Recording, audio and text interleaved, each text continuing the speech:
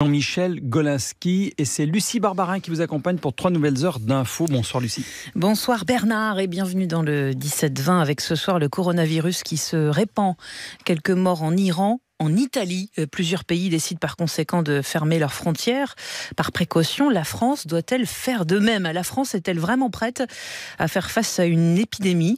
On va se poser toutes ces questions. Le docteur Eric Combe nous répond dans 10 minutes et nous suivrons aussi la réunion de crise qui se tient ce soir à Matignon avec notamment une prise de parole du ministre de la Santé vers 19h.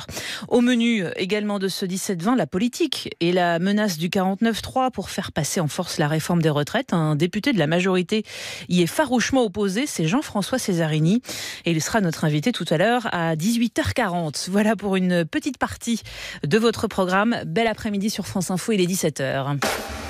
France Info, 17h, 20h, Lucie Barbarin.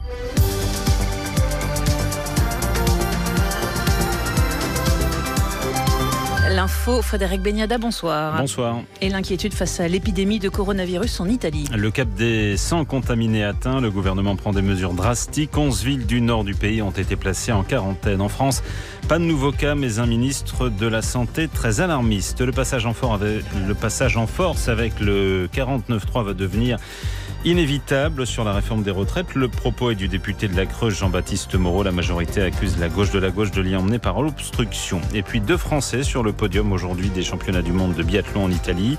Johannes Bou Impérial, Fillon émaillé Jacquelin aux 2e et 3e places.